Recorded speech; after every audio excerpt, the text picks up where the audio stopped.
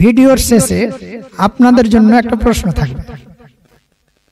হুজুর, প্রশ্ন এসেছে সূরা ফাতিহার কতগুলি নাম আছে? তাফসিরে নাইমিতে সূরা ফাতিহার 27টি নাম বর্ণনা এসেছে। কোরআন শরীফে কতগুলি নবীর নাম আছে? কোরআন মাজিদে নবীদের নাম 25 জন নবীর নাম কোরআন মাজিদে বর্ণনা এসেছে। সুবহানাল্লাহ। কোরআন মাজিদে কতজন ফারিস্তার নাম আছে? কোরআন মাজিদে 12 জন ফারিস্তার নাম এসেছে। প্রশ্ন এসেছে আমাদের নবীর কতগুলি নাম কোরআন শরীফের মধ্যে আছে?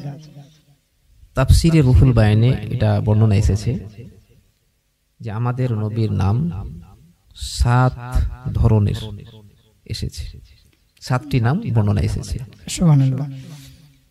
তারপরে প্রশ্ন আছে কোরআন শরীফে কোন সাহাবীর নাম এসেছে?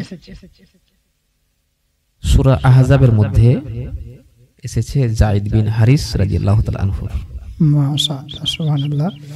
তারপর প্রশ্ন এসেছে হযরতে আদম নবীকে সর্বপ্রথম কোন ফেরেশতা সাজদা করেছিলেন?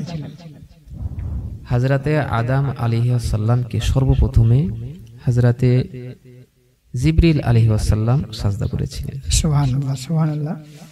তারপরে প্রশ্ন এসেছে হুজুর, কোন নবীকে মাছে গিলে খাওয়ার পরেও দুনিয়াতে তিনি বেঁচে ছিলেন?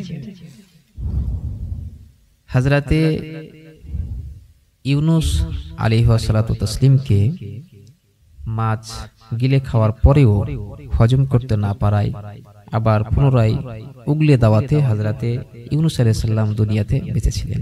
মাশাআল্লাহ, সুবহানাল্লাহ। আপনাদের জন্য আজকের প্রশ্ন হলো, পৃথিবীর কোন দেশে সর্বপ্রথমে সূর্য উদিত হয়?